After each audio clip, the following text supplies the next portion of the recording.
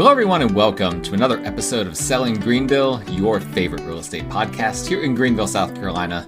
I'm your host, as always, Stan McCune, realtor right here in Greenville, South Carolina, and you can find all of my contact information in the show notes if you need to reach out to me for any of your local real estate needs. And just a reminder, as always, there's only really one thing I ask that you guys do if you're a listener of the show or a watcher of the show on YouTube, is that you just hit that little like button, right? YouTube has it very easy to hit. It's a thumbs up button. If you're on Spotify, Apple Podcasts, or some other platforms, you can leave a review, leave a rating, and all of those things I would appreciate. If you leave a comment too, I try to monitor those and I will respond. That's mainly on YouTube. So please do that, and I would really appreciate it.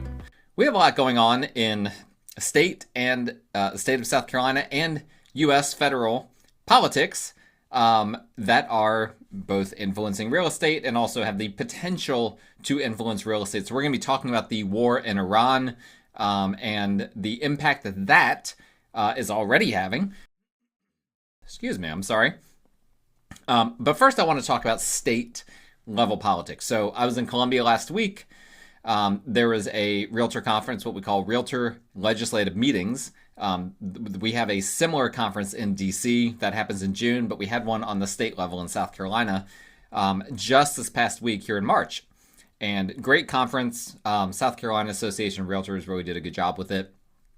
But there's one thing in particular that I want to highlight from this conference that I think you guys will find interesting, particularly if you are someone invested in our local political scene. And that is, we had a gubernatorial forum where we had 4 candidates running for governor that were interviewed for about 15 minutes each.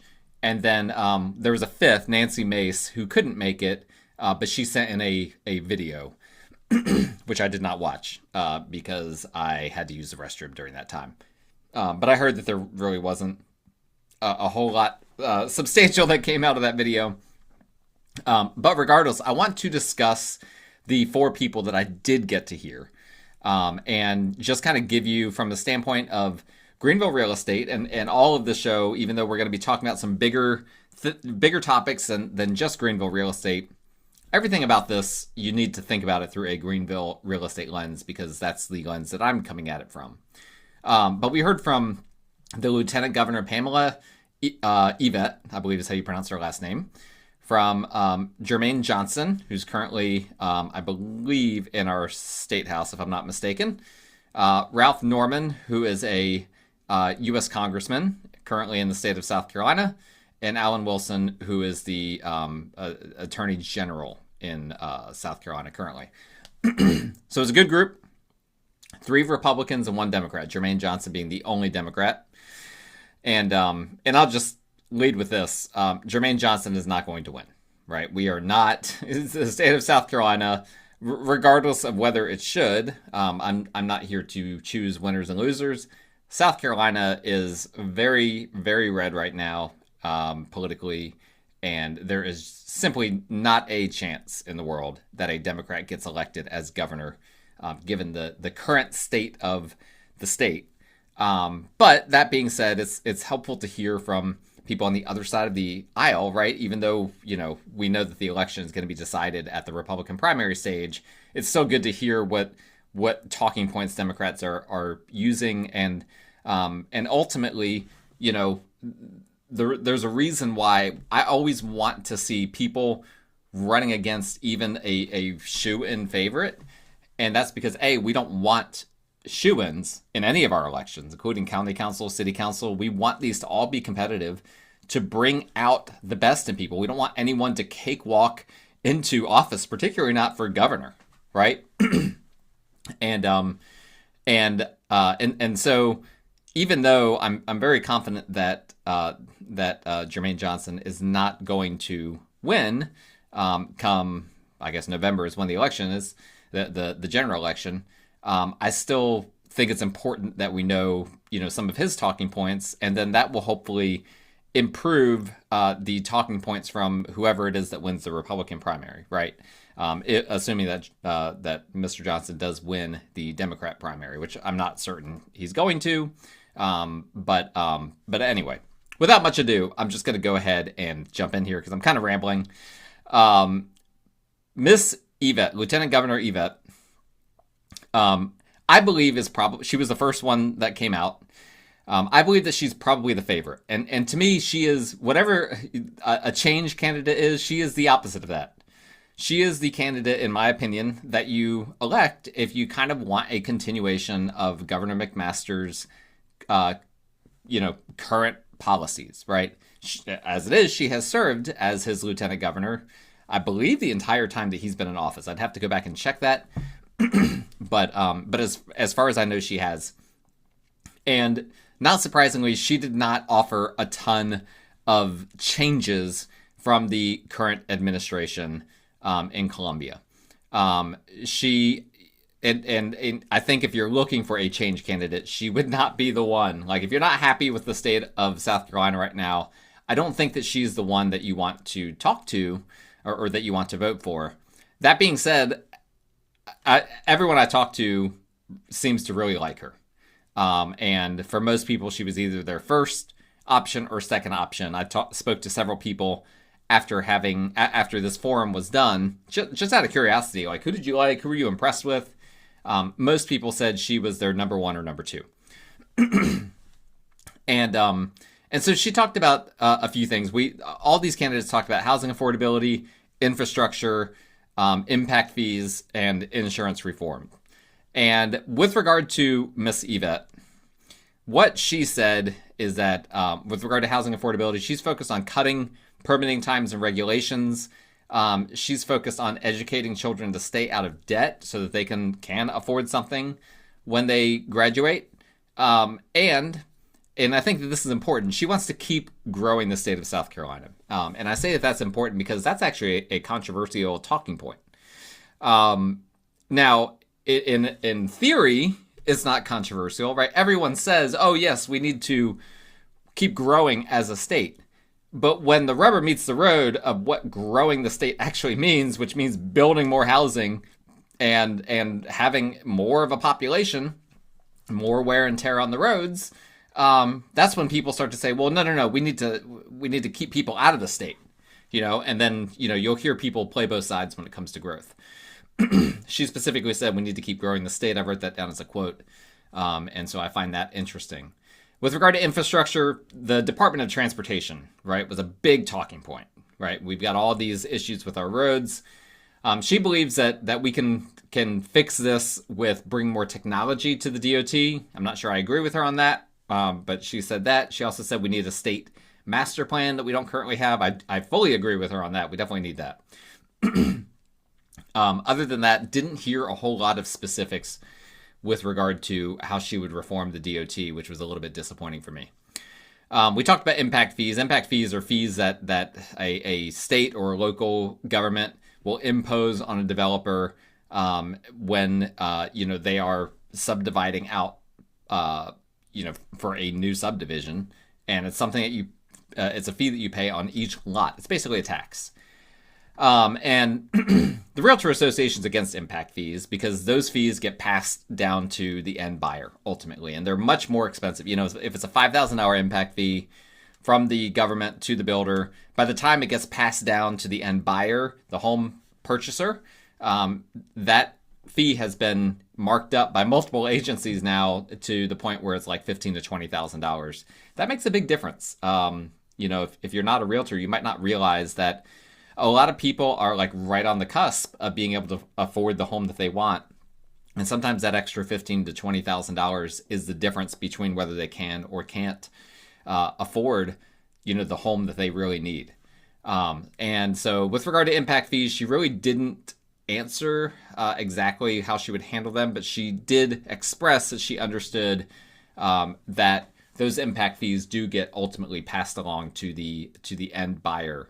So she understands, which is important. That's an important part of it.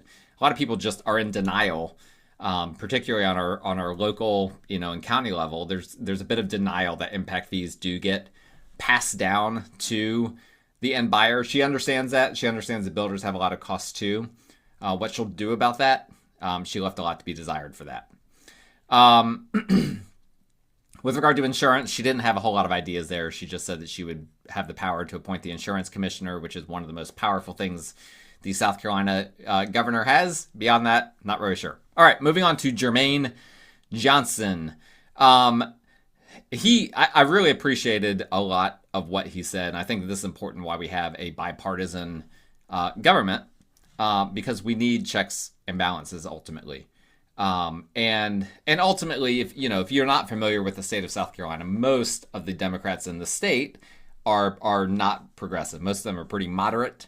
And that's just a result of how conservative the state of South Carolina is as a whole. We don't have much room politically for super duper progressive politicians.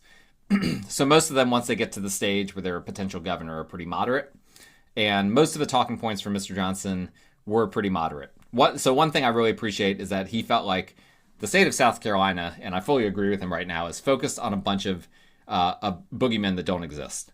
And instead, there needs to be a focus on crime, mental health, and infrastructure. I think he hit the nail on the head. There's a lot of boogeymen out there that are being focused in the state house, but also you look at county and local levels as well.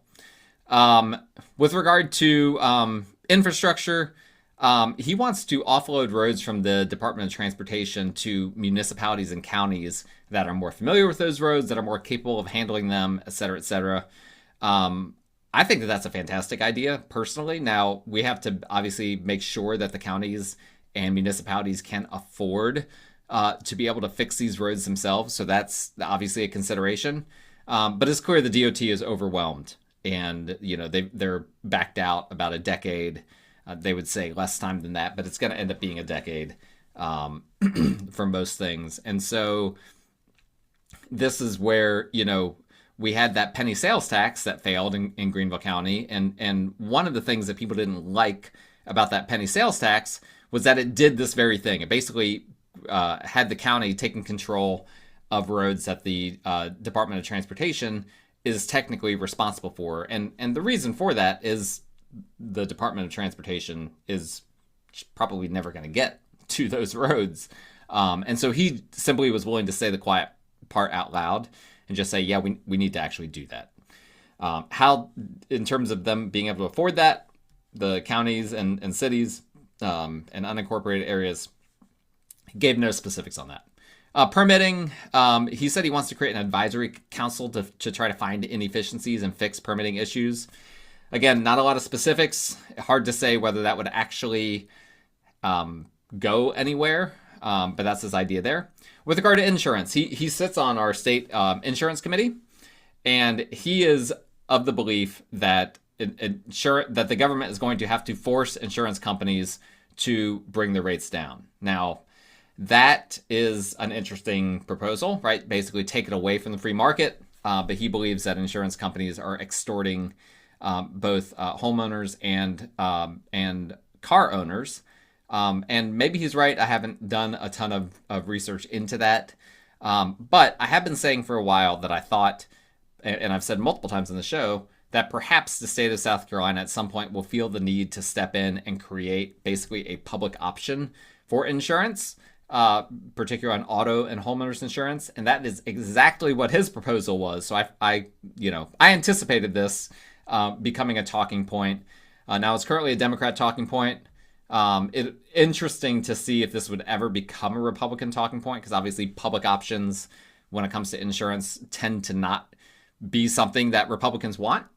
But that was his solution for bringing down insurance costs.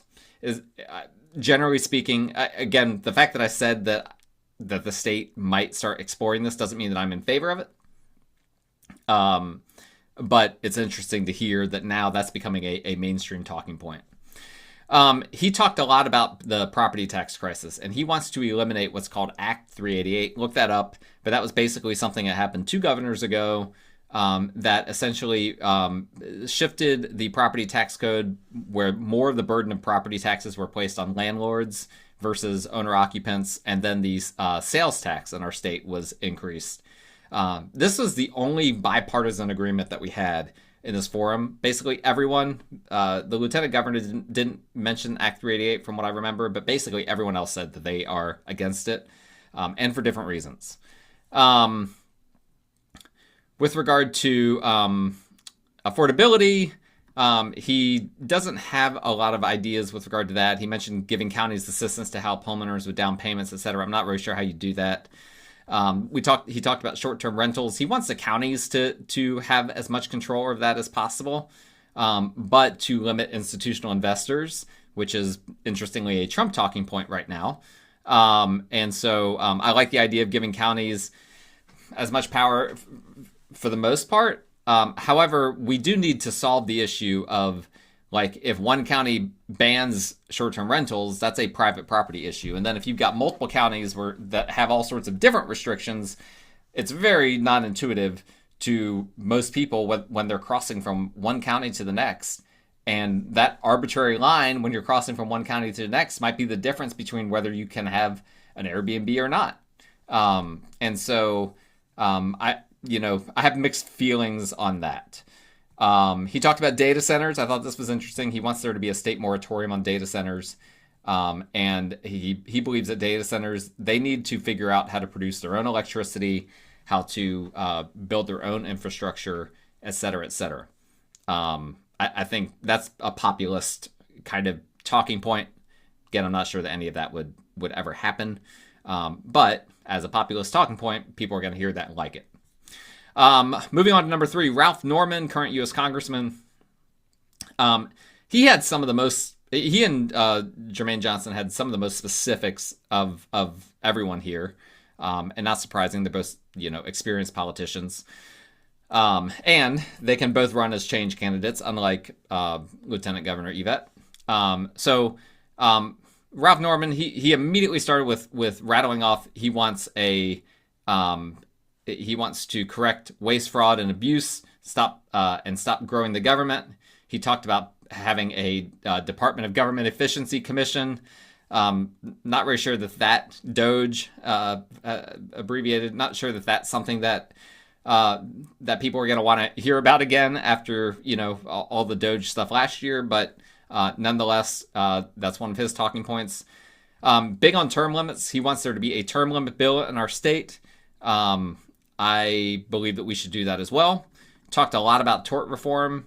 And this is one of the issues that we have with insurance. And specifically, he said that currently trial lawyers in our state are picking the judges in our state, and he believes that that's a conflict of interest. I would agree with him on that. Regarding roads and bridges, he says we're going to fix them. Not a whole lot of specifics there. Educational standards is something he wants to focus on. Basically that was how he started. Now, with regard to housing affordability and inventory shortages, he wants to put people on the planning commission who have common sense, and don't just regulate developers into oblivion without actually seeing the big picture. He wanted to talk to, actually get builders and developers into his office if he were governor, and actually talk to them directly and figure out, okay, what are the regulations that are just fluff? What things do we need to just make go away? With regard to infrastructure, he was mostly focused on finding the waste, fraud, and abuse in the budget and redirecting that towards roads and bridges. Not sure that that's going to get it done, but that was his talking point. Insurance. He, again, talked about the appointment of judges. He's focused heavily on the fact that insurance companies are simply having to settle frivolous lawsuits because it's too expensive to fight it. And then that ends up, because they're essentially, when you settle a lawsuit, if it's a frivolous lawsuit, you're losing. If it's a lawsuit you should have won, but you're not even going to fight it because it's too expensive to fight it, you lost it. And then that increases the cost of insurance. So he rightly identifies that that's something that we need to fix that. And he mentioned that South Carolina is one of only 2 states to let trial lawyers pick judges. That's really bad. Yeah, we definitely need to stop that. He talked about repealing Act 388. Specifically, he wants income and property taxes to come down, and make sure that we do a forensic accounting of our state government to make sure that we know where all of our money is accounted for, since that's been an issue recently. With regard to short-term rentals, he didn't have a lot of specifics. He said he wants people to have private property rights, but also he's in the hotel business, which is interesting. He said he wants to make sure quality and standards are high so that Airbnbs are not a drag on neighborhoods, but he didn't really elaborate further on that. So that's a little bit, again, that's a little bit of a populist talking point. Like, yeah, people talk about short-term rentals being a drag on their neighborhood, but what does that even mean? And how do you easily fix that? It's not easy to fix something like that. You're going to have inspections mandated, government inspections done on Airbnbs. I don't really like that. He didn't suggest that, but I'd like to know exactly how that would happen, what specifics he would do. All right, moving on to number 4, Attorney General Alan Wilson. He focused heavily on the fact that the government doesn't create prosperity, and we shouldn't try to utilize the government in that method or for that. He said the government creates conditions for prosperity, but it's private markets that do that. Similar to how, refs don't play the game, but refs create the environment for a game to be played, referees. And that's what the private sector is. The private sector, the teams actually playing the games. And so in his opinion, when something is wrong in our economy, that's a government problem, not a free market problem, which some people will disagree with him on that. But that's what he said. On permitting, he simply said we're antiquated in our government systems. We need to come up to speed on permitting. With regard to insurance, he focused heavily, and of course, he's the Attorney General, so he knows a bit about lawsuits. He said that construction defect lawsuits need reform. This is an interesting point, that a lot of them are just frivolous lawsuits that people, when a home is built, and then, later it's perceived that there are issues, they just go after the builder, they go after everyone. And he's said he's seen a lot of frivolous lawsuits, and that's just causing the cost of insurance for developers to go up, which then gets passed along to the end buyer. So that's a great point. He was the only one that made that point. He said these lawsuits have gone from 65 a year, loosely speaking, in our state, to 400 a year in more recent years. So that's a huge uptick. And of course, we need to keep developers accountable. But if lawsuits are truly frivolous, those need to go away. He talked about liquor liability as well. We've talked about that on the show. He didn't really have any obvious solutions for that, but is aware that that's an issue. He also wants to repeal Act 388 and replace it with something more fair and equitable. Didn't go into a lot of discussions on that. With regard to affordability, he correctly identified that the demand is there, but the supply isn't. And he believes that we need to focus on counties and building in counties that don't have as much housing in them. So he said 90% of South Carolina citizens live in 50% of South Carolina counties, and that we need to create more opportunity in those other counties.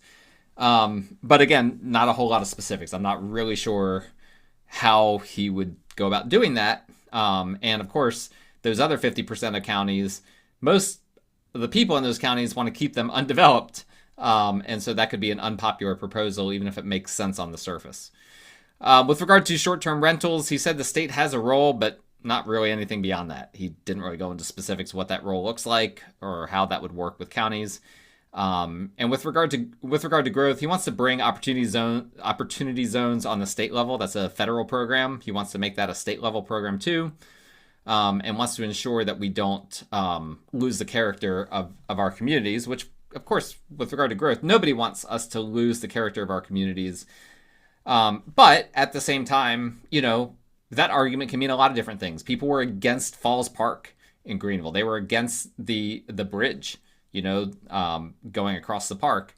And look at what that is now. Like nobody would say, I'd rather have that big old road that went through Falls Park and covered over the falls. I'd rather have that than this awesome single hung suspension bridge, that pedestrian suspension bridge that allows you to walk over and look at these beautiful falls. Nobody says that anymore.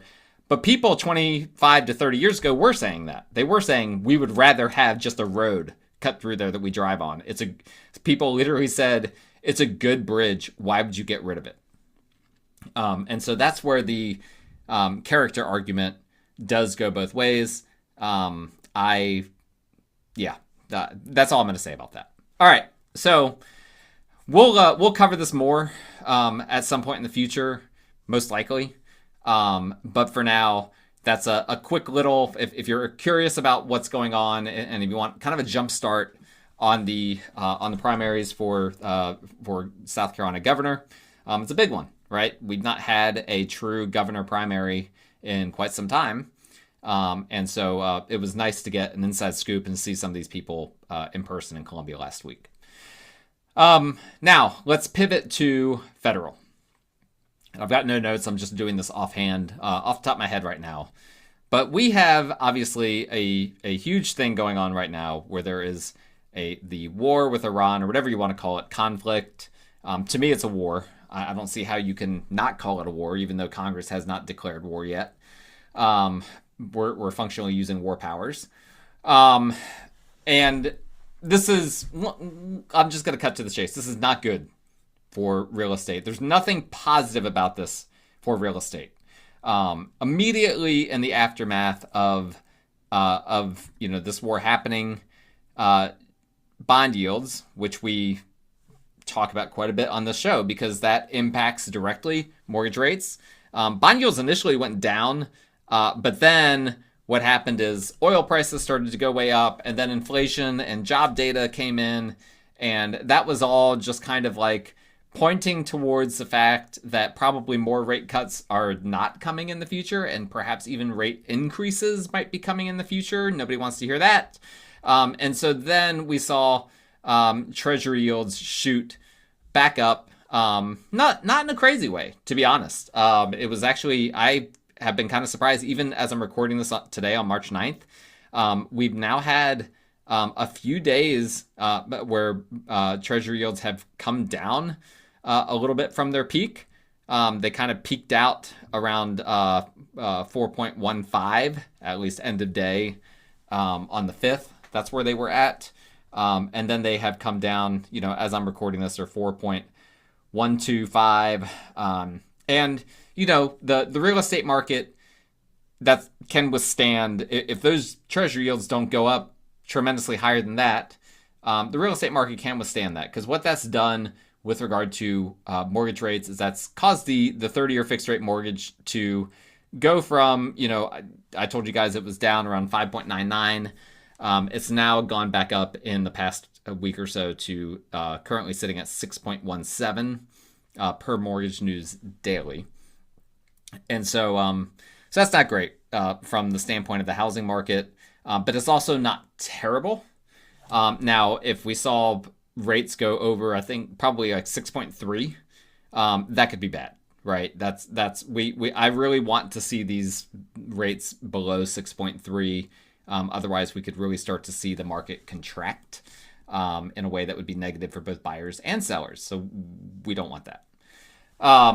But we've got unemployment ticked up 4.4%. Not great. Inflation is picking up and projected to pick up even more because now the cost of oil and gasoline is going to go up. That's going to cause inflation to go up as well. Is it, quote unquote, transitory inflation? Maybe, but maybe not as well. We've learned that transitory is not exactly what, it doesn't mean exactly what people have said it's going to mean. And really the main concern here is how long is this conflict going to drag on? Because again, if this was just, going to be a week or two, really, I wouldn't even be talking about this. But there's a lot of projections out there, and even the president himself has said it. Israel has said similar things, that this is going to be a multi-month conflict potentially. And we don't know exactly what that's going to do. But if we see the cost of gasoline just really skyrocket, and it's gone up quite a bit the past few days, but it still hasn't reached the level that it did when Russia invaded Ukraine. But in theory, this should actually have much more impact on the flow of oil and gasoline than the Ukrainian conflict. And so I'm not sure if it's being priced in as much as it should. And so that's where I am concerned about. if traders are just kind of assuming that all is going to be okay, but all is not going to be okay, we could very quickly see treasury yields go way up. We could see mortgage rates go way up. We could see mortgage rates go up because of not just because of treasury yields or Federal Reserve decisions causing it to go up. We could see, the spread between the 10-year yield and the 30-year fixed rate mortgage widen. It has shrunk in recent months. We've talked extensively about that. That's been the main reason why mortgage rates have come down. If the spread between the 10-year treasury and the 30-year fixed rate mortgage was what it was just a few years ago, rates would be in the mid sevens right now, as it is they're in the low sixes.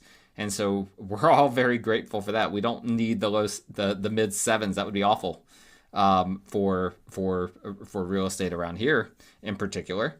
But long story short, there's just a lot of global uncertainty right now, and that is not good for real estate anywhere in the country, but in particular in Greenville, where affordability is so much of a part of this market, that, if rates start to go up, that's going to really be a drag on the spring and summer selling and even buying season, right? Because, even from a buyer standpoint, if sellers decide they're not going to list their home because they don't like, the environment for whatever reason, they're concerned about the economy, they're concerned about the global unrest, all of that, then that means less supply for buyers to potentially be able to purchase. So there's a lot to consider with regard to all of that. And I'm certainly no expert on any of this, but I am watching all of the markets and seeing what all happens. And right now there's not a lot of optimism. Let me say it that way. You look at people that study the economy, that focus on real estate in general, not a ton of optimism with regard to how this war is going to affect things.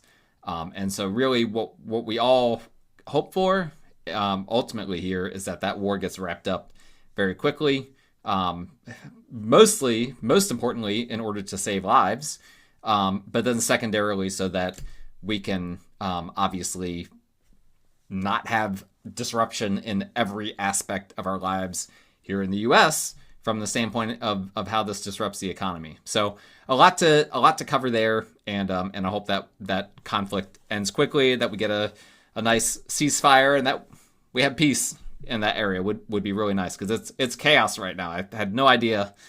As a complete side note, it shocked me that Iran has been attacking Persian Gulf countries. That I understand the play on their part. They're trying to turn the Persian Gulf against Israel and the U.S.